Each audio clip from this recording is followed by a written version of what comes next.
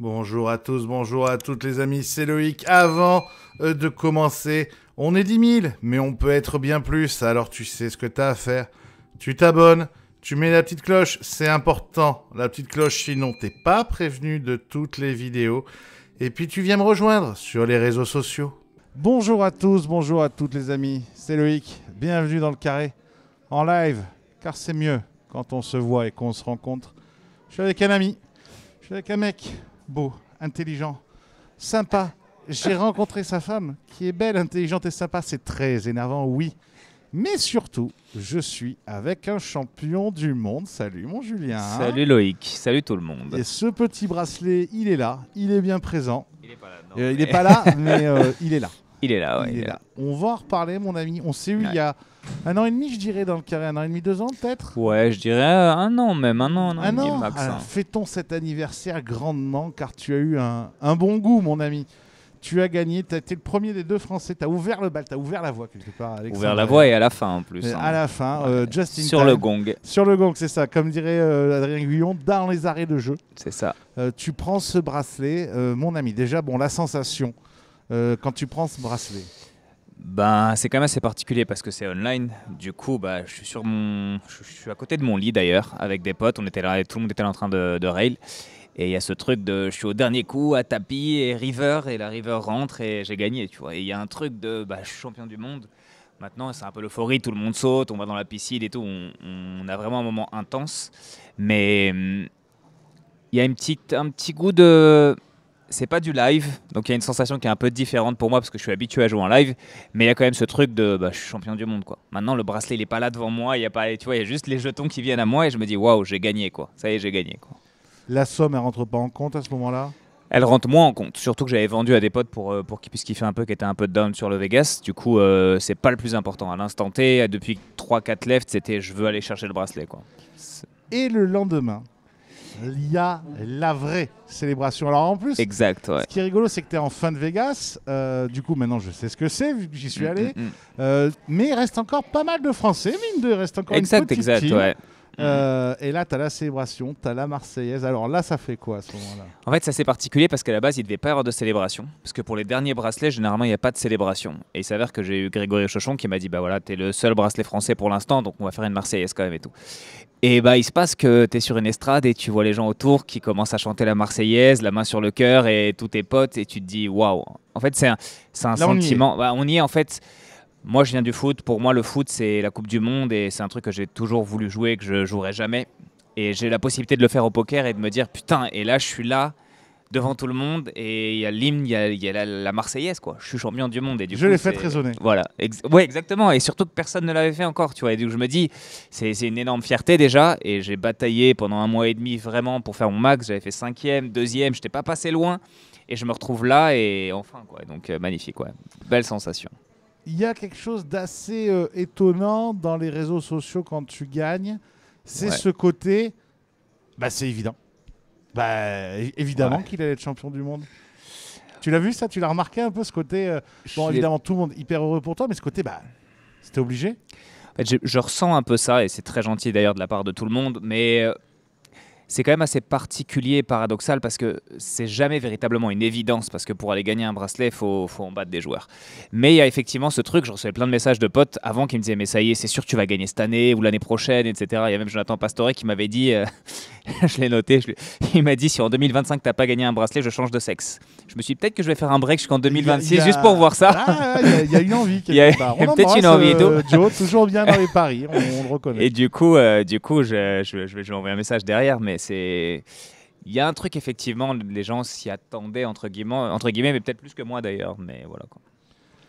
Est-ce qu'il y a un côté, on a un peu fini le jeu? Pas du tout. Pas du tout. Mais il y a un truc de relâchement de... Ok, c'est coché. Maintenant, il y a un truc un peu ambivalent de... Je l'ai eu online. J'ai fait 2 TF live, mais je l'ai eu online. Donc il y a un truc de je l'ai eu, mais. Et ça commence un peu à me travailler déjà, quoi. Tu te dis, ok, maintenant c'est quoi le goût en live, quoi? Voilà, c'est quand il était posé, que j'étais en heads up et que je le voyais à côté de moi, je me disais, oh, il est pas mal celui-là. Du coup, je l'ai. Mais il y a écrit online dessus. Alors c'est ça, c'est-à-dire qu'en plus, tu as eu un été très particulier. Est-ce que Ouais. tu peux un peu résumer vite fait l'été parce que moi, je t'ai vu, Ouais. j'y étais, mais Tu m'as croisé d'ailleurs. je t'ai croisé en plein travail, comme C'est dirait ça, l'autre, c'est ça, en ouais. pleine, Au bureau. en pleine recherche au bureau. Mais est-ce que tu peux un peu parler de cet été et quand même, tu as fait un bel été, quoi. En fait, c'est la première fois où je me prépare aussi bien. C'est-à-dire que j'ai passé un été l'année dernière moyen. J'ai pas super bien joué, j'ai beaucoup trop joué. J'étais pas bien dans mes prépas, j'avais fait un très bon début d'année et du coup j'avais un peu ce truc de ça va glisser, ça va être parfait, ça va rouler, etc. Et cette année, je me suis dit, je ferai pas du tout la même chose. Je me suis dit, je vais bien me préparer, je vais être solide, rigoureux. Si je dois prendre des day off, je prendrai des day off. Et en fait, j'ai commencé comme ça n'a pas super bien démarré, je perdais un peu. Et petit à petit, j'ai commencé un ITM, 2 ITM, et puis il y a eu ce deep run sur le premier 3K où j'ai fait 5e. Et je me suis dit, ok, ça y est, on est lancé, quoi. Après ça, j'ai continué à jouer, j'étais un peu fatigué, j'ai enchaîné. Le 3-4 te dit, ok, j'ai pris les bonnes décisions. En fait, le 3K me dit, je suis solide, je peux aller loin, je peux aller faire quelque chose. J'ai fait l'ATF. À la seconde où j'ai sauté, j'ai entry le 10K Mystery Bounty. Okay. Parce que c'était la dernière minute pour entry. J'ai fini 27e derrière, j'ai pris des bounties et tout. Donc j'ai eu cette rigueur de jeu où j'ai pas eu ce relâchement de je viens de sauter, c'est pas grave, je viens de gagner 100 000. Tu vois, il y a eu vraiment un truc de je voulais vraiment bien faire. J'ai continué, j'ai enchaîné et là j'ai senti que je commençais à fatiguer. J'ai pris un jour off. Je suis parti à la Valley of Fire me balader avec So d'ailleurs. Et le lendemain, j'ai joué le 3K où j'ai fait 2e derrière. Donc en fait, ce jour off a été vraiment pour moi hyper important. Ça m'a ressourcé, ça m'a redonné envie et dans la foulée derrière, tu vois. Et voilà. J'ajoute sur cette 2e place, parce que moi je te croise quand tu es en demi, je te croise après 2-3 jours plus tard quand tu as fait cette 2e place. T'es pas marqué. J'ai l'impression que tu n'as pas le contre-coup de te dire putain, juste à côté. En fait, j'ai pas eu le juste à côté parce que j'ai eu des timings magnifiques. En fait, c'était une TF où il y avait vraiment beaucoup d'ICM parce que c'était genre 15 dips, 18 dips tout le long. Du coup, c'était vraiment petits oignons, fallait pas se tromper. Donc il y avait beaucoup de fall tight, il y avait beaucoup de et j'ai eu les bons spots au bon moment, des belles rencontres où les mecs ont sauté. Je me retrouve à sauter le 4e, on se retrouve à 3 left, 2 rois, 2 10, le mec qui saute et je me retrouve en heads up quoi. C'est-à-dire que vraiment j'ai navigué parfaitement. Donc en fait, et je me suis retrouvé en situation où il avait 45 millions et j'en avais 10 ou un truc comme ça, ou 51 10 ou un truc comme ça. Du coup, il n'y a pas vraiment eu ce truc de projection de je vais gagner. Oui, t'as pas eu le moment où t'as pu doubler une fois ou deux et te dire ok, là je peux reprendre la 100. Je me suis retrouvé sur le HU et je me suis dit je vais jouer de mon mieux. Je suis remonté genre à 17 ou à 18, ce qui était quand même pas mal. Et j'ai refait de suite un coup, 2 coups. Et en fait, j'ai pas eu ce truc de je sens que je peux gagner. Donc j'ai pas eu cette frustration-là. J'étais déjà très content d'être là. C'était ma plus belle perf aussi financièrement parce que c'est quand même beaucoup d'argent. Là, tu prends combien sur ce coup-là ? C'était 417 000 $, donc c'est quand même énorme. Ça compte ? Ça compte énormément. Et du coup, il y avait pas cette frustration-là. J'étais content, quoi. La seule truc qu'il y avait, c'est parce que j'ai vu ma copine pleurer quand j'ai perdu. Et je lui dis, mais qu'est-ce qui se passe, quoi ? Et elle me dit, bah putain, c'était 40 ans dans 2 jours. On avait dit avant tes 40 ans, j'y croyais et tout. Ça m'a bouleversé, tu vois. Ah merde. Ouais, mais au final, moi, j'étais content, quoi. J'étais content, j'étais serein, j'ai fait ce que j'avais à faire, quoi. Vraiment. Est-ce qu'il y a quand même un côté... Alors, moi, je l'ai pas ressenti, justement, mais... Où quand même, tu te dis... Putain, ça veut pas. Non, moi, je l'ai pas ressenti. Je me suis dit, waouh, j'ai fait 5e, maintenant je fais 2e. J'ai compris le chemin. Ça va le faire. Ah oui, pour moi, j'ai compris le chemin. Si ça se termine là, c'est pas grave. J'ai fait un très beau Vegas, mais j'ai pas dit mon dernier mot, quoi. Bon, vraiment ça. Comme j'ai expliqué, j'ai fait Vegas, j'ai fait quelques tours à WSOP. Moi, c'était en OMA, mais j'ai vu le... Alors évidemment, moi, je suis pas un joueur professionnel, si tu veux, mais ce que ça m'a permis de comprendre, c'est déjà d'enchaîner les tournois. Et d'enchaîner les tournois où on buste. Bien sûr. Avec des fils énormissimes. Et alors, il y a ça. C'est-à-dire, le pire, c'est même pas d'enchaîner les tournois où tu bustes, c'est d'enchaîner les tournois où tu vas aller jusqu'aux 30 derniers pourcents. Donc, tu as joué longtemps. Tu n'as toujours pas d'affiché le nombre de joueurs qui restent. C'est ça, tu vois, où au tout dernier moment, ça y est, on t'affiche qu'en fait, il était à 30%. Enfin, voilà. Et tu enchaînes les jours comme ça. Et c'est difficile et c'est dur. Ouais. Comment t'expliques que tu as une telle régularité ? En fait, clairement, c'était ma problématique d'avant. Quand j'étais à Vegas, je levais la tête sur le tableau et je voyais 2854 joueurs. Je me disais, mais jamais. Et pas de chiffre à côté. Exactement. Je me disais, mais jamais je peux gagner ça. C'est impossible, il y a trop de joueurs. Moi, je suis habitué à jouer des 600, 1000, 1500 joueurs, tu vois. Et là, je voyais 2008, 3000. Je me dis, mais c'est pas possible, en fait. Et là, j'ai ressenti un truc de chaque spot après chaque spot. On s'en fout du tableau. À un moment ou à un autre, ils vont dire bah, c'est la bulle. Je vais dire ah, bah, c'est la bulle, je vais jouer ma bulle. Après, je vais avoir un jour 2. Et puis après, je vais avoir 30 left. Et puis après, je vais avoir demi-finale. Et après, je vais avoir TF. Et en fait, j'ai pris chaque période de tournoi, chacune après l'autre. Ouais, vraiment le step by step. Exactement. Et en fait, Il n'y a rien de mieux que d'être dans l'instant présent, et ça on le sait au poker. Maintenant c'est toujours délicat et difficile. Après effectivement sur des files de 5, 7, 8 000 joueurs c'est très difficile. Là il s'avère que c'était genre 1700 joueurs, c'est quand même beaucoup. Hein. C'est monstrueux. C'est monstrueux, mais il y a un truc de TOT D2, tu as 250 joueurs. Un tournoi quoi. Tu arrives au D3, tu as 30 joueurs. Tu vois, ou 15 ou 18 joueurs. Donc tu vois, pour moi ça devient humain quoi. C'est vraiment plus réalisable. Et il y a vraiment ce truc là de... Tu sais que pour gagner de l'argent à Vegas, il faut faire une TF ou il faut faire un top 3 ou un top 4 parce que tu vas jouer énormément de tournois, tu vas jouer cher, surtout que j'avais décidé de jouer beaucoup plus cher cette année. Donc tu dois savoir que tu es à même de faire comme ça, hop, comme ça, hop. Et si tu n'es pas à même de faire ça, ton été il est mort. Exactement, faut pas le faire. Faut pas le faire ou alors faut le faire différemment. Jouer moins de tournois, prendre des vrais day off et cibler sur des tournois à 400-500 joueurs. Ce qui est faisable, il y en a. Hein. Ouais, bien mais sûr. Quand oui, s'il y a bien un truc à Vegas, c'est les tournois. Exactement, tu peux faire ce que tu veux où tu veux. Maintenant, il y a un truc de qu'est-ce que tu viens chercher, qu'est-ce que tu veux jouer, quels sont les fils que tu veux jouer, quels sont les tournois que tu veux jouer, qu'est-ce qui te fait vibrer. Moi, j'aime les variantes aussi, du coup, j'alternais, etc. Tu vois, donc il y a vraiment des sélections à faire qui sont importantes, quoi, tout simplement. J'entends les joueurs. Bon, les joueurs, on le sait, hein, tout le monde il est nul, tout le monde il est mauvais, etc. Toi, non. Toi, j'entends jamais ça sur toi. Mais j'entends aussi autre chose, c'est... Non, mais Julien, il joue pas exactement le même jeu que nous. Qu'est-ce qu'on appelle pas le même jeu, alors? J'ai 2 cartes, hein, toujours. Hein. Je n'ai pas de cartes dans mes manches. Alors, c'est quoi pas le même jeu? Après, c'est pas le même jeu et pas le même jeu. J'ai toujours 2 cartes et je vais prendre des décisions qui, je pense, sont optimales à l'instant T, en fait. C'est que pour moi... Bon, la GTO, c'est très important. D'ailleurs, il y a eu un post qui a été fait récemment pour ça. Mais c'est très important de comprendre ce qu'il faut faire en temps normal. Et c'est très important de comprendre comment on peut en dévier à l'instant T. Parce qu'un joueur va faire quelque chose de différent, parce qu'il ne va pas utiliser les mêmes ranges, parce qu'à un moment, il ne va pas assez 3 bêtes, ou quoi que ce soit. Ou parce qu'à un moment, tout simplement, on ne le sent pas. Je sais, ça paraît bizarre. On va dire que... Enfin, pour moi, c'est un jeu d'instinct, le poker. C'est un jeu de feeling, c'est un jeu de comment tu te sens. J'ai fait des folds à 15 left ou à 17 left que je pensais jamais faire. Mais je les ai fait pour des raisons. Et j'ai accepté de les faire. Parce qu'il y a un nombre d'éléments qui ne sont pas poker, qui sont autour, qui sont dans ton expérience, qui sont dans l'humain que tu as en face. C'est pas qu'ils sont pas poker, parce que ça reste toujours poker, mais il y a un truc de... Ou du moins qu'ils ne sont pas GTO. Si sont pas, bien évidemment, c'est un ressenti, d'un feeling, d'un joueur qui va être super tight. Bah, il y a un moment, qu'est-ce que tu vas faire avec ta paire de 10 quand il a jamais 3 bêtes de la journée entière, et là il a 3 bêtes et il te regarde et tu sens qu'il a 2 as, tu vois. Bah, qu'est-ce que tu fais? Bah, tu passes, tu vois. Et il faut accepter de passer, alors que généralement on va dire mais non, ici tu as 30 blindes, tu les mets, on n'en parle plus. Et résultat des courses, c'est ce qui peut faire la différence à certains moments. Je dis pas que je le fais tout le temps, mais c'est ça la problématique aussi de Vegas, c'est que si tu joues beaucoup, tu es fatigué, et donc pour prendre les meilleures décisions à l'instant T, c'est là le plus difficile. Donc si tu n'as pas ces day off là, si tu n'as pas ce recul nécessaire, bah, tu te retrouves à jouer normalement. Et normalement, bah, il faut limiter une tonne de variance, il faut accepter de jouer contre cette variance, entre guillemets. Et c'est ça le plus dur, quoi. Il y a... Dis-moi. Autre chose qui est surprenant, évidemment, c'est ta régularité. Okay.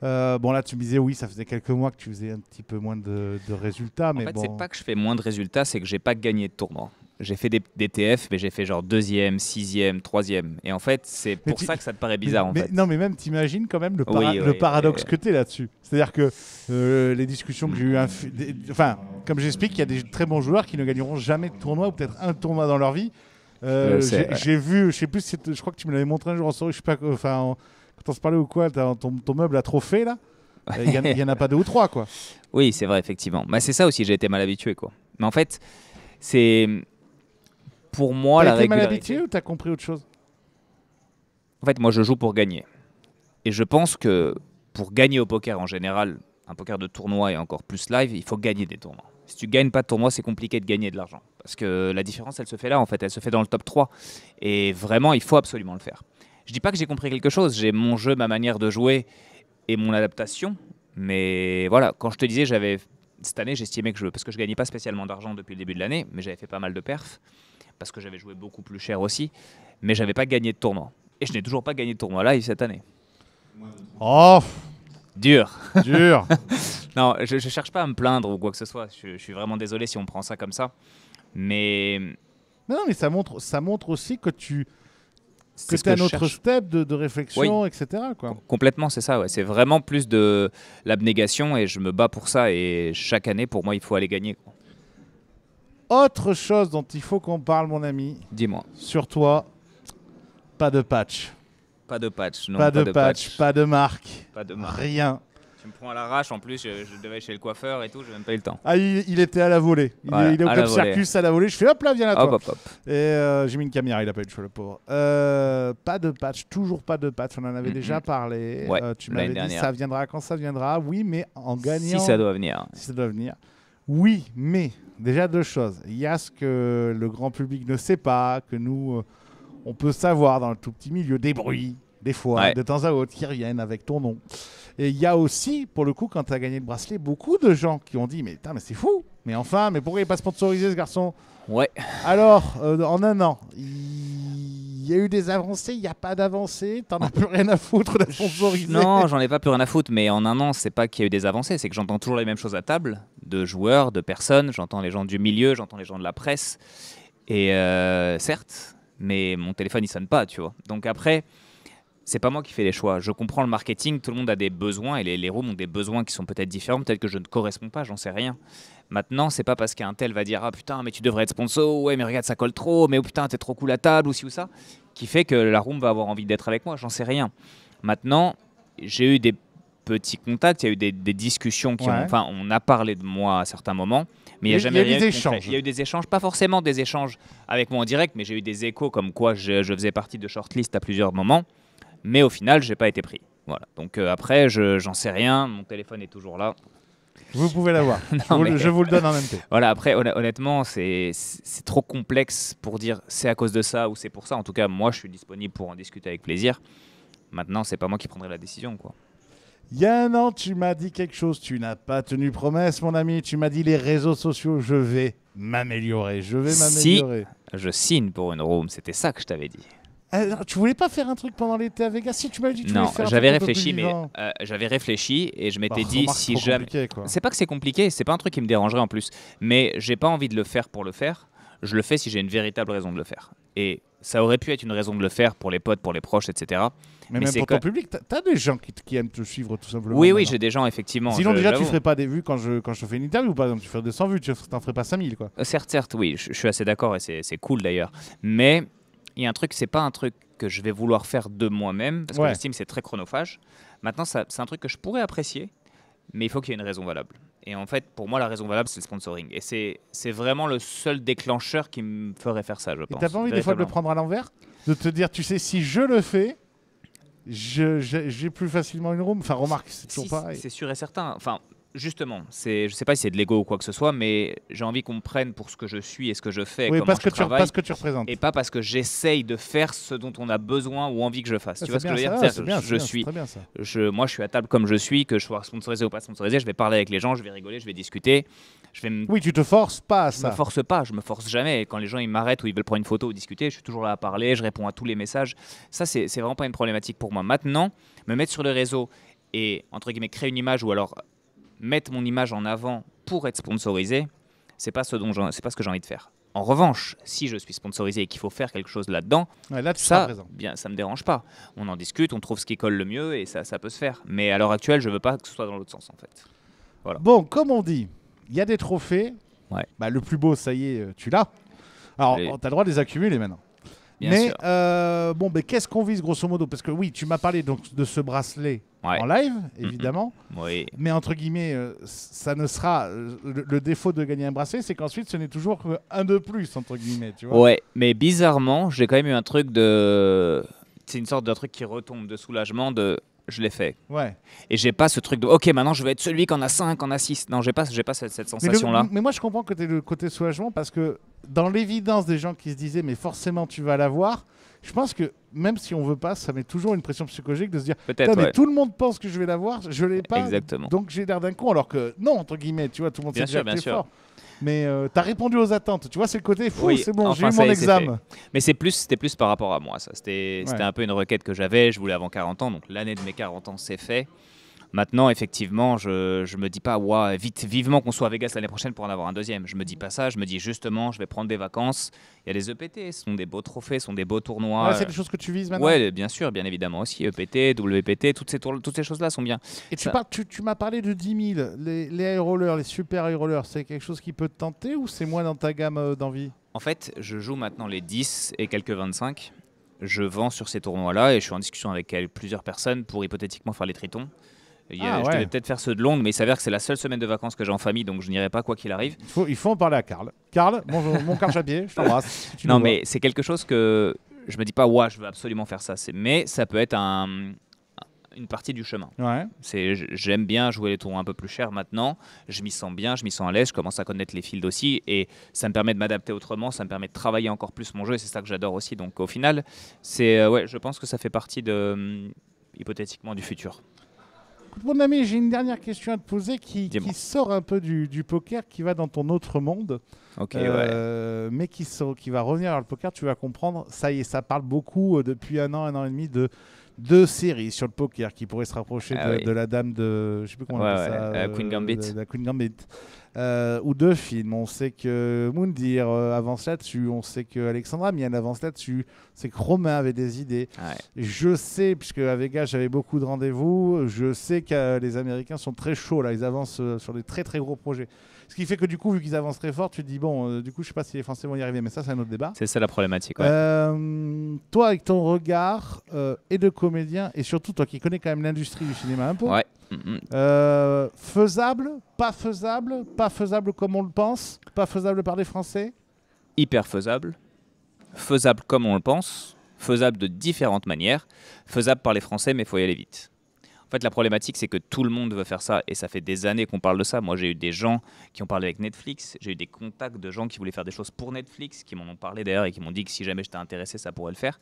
Et au final, tout le monde parle, tout le monde a des contacts, tout le monde cherche à produire, tout le monde cherche à trouver les producteurs. Ce qui est le plus difficile, moi je le vois avec Alexis Hipsker, le film qui va sortir tiré de son bouquin. Ce que les gens n'imaginent pas, c'est que c'est sur des années. Ouais, voilà, exactement, c'est des dizaines d'années et tout. Sauf qu'on arrive à un moment où c'est de plus en plus populaire et il y a un peu ce truc, ça monte, il ne faudrait pas que ça retombe en fait. Et à quel moment ça va se faire ? C'est ça. C'est est-ce que le soufflet va retomber en fait. Mais moi sur le principe, j'adorerais, là ce serait vraiment mon rêve de pouvoir tourner là-dedans quoi. Ça c'est sûr et certain. Tu t'es pas dit un moment, entre guillemets, entre les contacts et les connaissances que tu as, que tu pourrais être un lien privilégié peut-être avec... Je me suis demandé, c'est-à-dire que j'en ai parlé avec certaines personnes. Ouais. Voilà, je vais pas dire non forcément, mais je sais pas si je peux être un lien privilégié, mais c'est sûr et certain que j'aimerais faire partie de cette aventure si elle a lieu quoi. De quelle manière, comment c'est faisable, etc. C'est autre chose. Et puis c'est dépendant des gens qui ont écrit aussi et ce qu'ils envisagent et ce qu'ils voient. Mais sur le principe, ça serait top, quoi. Bien évidemment. Alors, après, il y a un très gros truc qui arrive. Mais je vous en parlerai dans quelques mois. Écoute, mon Julien, on te voit quoi ? PT Barcelone ? Vacances, PT Barcelone. Vacances, PT oui. Barcelone. Très bien. Exactement. Bon, réseau social, suivez-le sur Insta ou Facebook. Quand même, voilà, quand même un peu d'Insta. Je reposte quelques petites choses, des petites stories. En fait, Juju, il a trouvé le super truc, lui. Arrête. Il riposte ce que sa compagne, qui est formidable, fait. Et comme ça, il se crée du contenu. Je riposte ce que tout le monde fait. Oui, voilà. Quand il y a écrit mon nom dessus, je clique et je riposte. C'est déjà pas mal. Il nous tarde d'avoir sa première vraie story, ça va être incroyable. Ouais, j'y réfléchis encore. Merci mon ami d'avoir cette invitation. C'était un plaisir. Les amis, vous le suivez sur ses réseaux. Et puis on se retrouve très très vite dans le carré. Il y a un trash talk qui arrive dans quelques jours. Et puis ensuite, je vais partir en vacances moi aussi. À très vite. Merci à tous. Ciao, ciao, ciao. Salut.